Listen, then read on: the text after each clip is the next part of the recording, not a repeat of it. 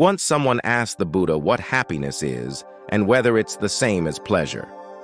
They wondered why people strive for happiness if pleasure is always present in life.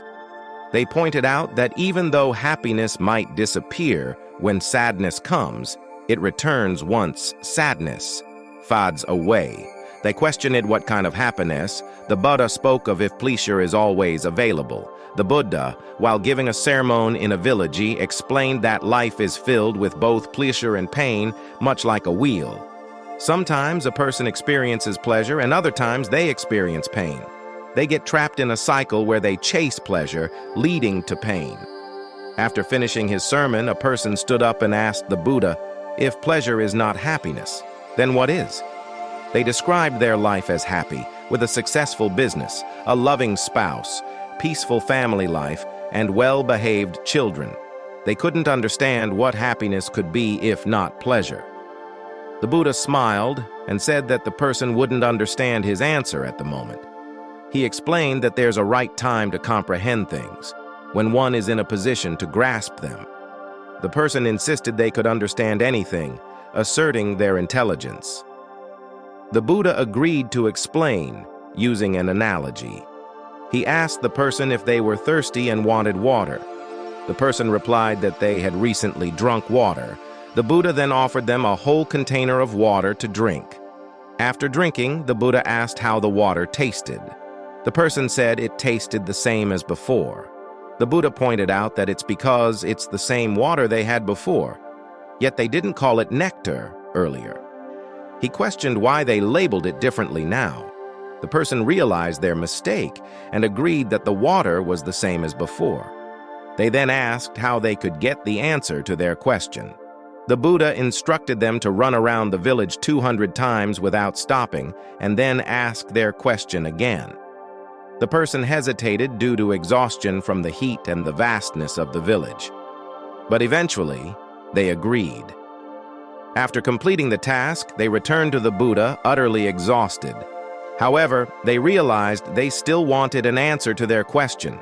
The Buddha explained that they needed to be ready to understand, just like they had to finish their task before seeking an answer.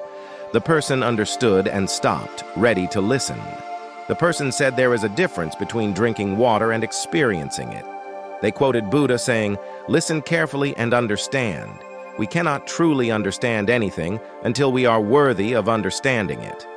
When you first drank water, you didn't understand thirst properly. You didn't grasp the joy of quenching that thirst. But now, you understand thirst and the joy of finding water. That's why you exclaimed, 'This is nectar.'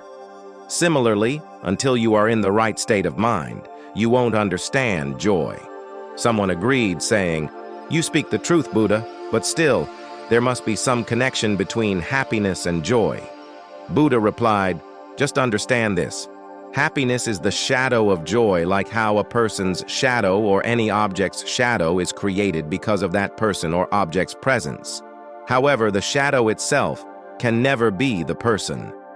In the same way, the feeling of happiness comes from joy, which is the shadow of happiness. Throughout life, what we chase, thinking it's happiness, is nothing more than the shadow of joy. We don't even notice the joy itself, which causes the shadow of happiness." Someone said, "Buddha, you speak the truth. I'm thinking about joy, leaving happiness aside. If there's so much joy in its shadow, imagine how much joy there must be in joy itself. I want to attain that joy." Buddha replied, "Wait. Wait for the moment when you laugh within the cycle of happiness. Wait for the moment to break free from it." Saying this, Buddha left.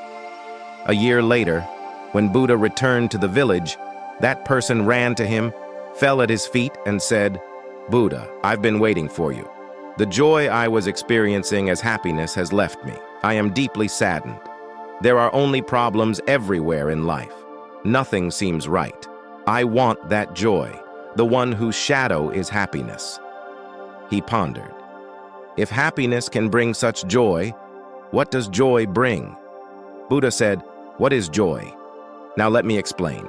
When a person feels hungry, is that pain or pleasure?" The person said, That's pain. Buddha asked, and when that person eats, is it pain or pleasure? The person said, that's pleasure. Buddha continued, can one enjoy food without being hungry? The person thought and said, no. Buddha said, then what is hunger? Is it pain or pleasure? The person said, then hunger is pleasure. Buddha said, when you're hungry and can't find food, is eating pleasure or pain? The person said, eating will create pain. Buddha asked, then what is pain and what is pleasure? The person said, Buddha, you speak the truth, but one can be free from the cycle of pleasure and pain through joy. Buddha said, hunger and food are necessities of this physical body. They are indeed necessities, right? Whether a person is unhappy due to hunger or happy due to food, it's the effort to get food that brings pleasure.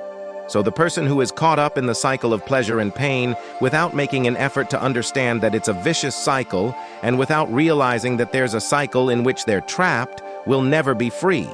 Just like this entire world is a prison for human beings. We all live in this prison and we're happy here. We cry, scream, think we'll be happy here, cry again, scream again. This cycle never ends, and we keep thinking about what we're doing, who we are, and why we're here. Friends, I hope you've learned a lot from this video. See you with a new story. Until then, subscribe.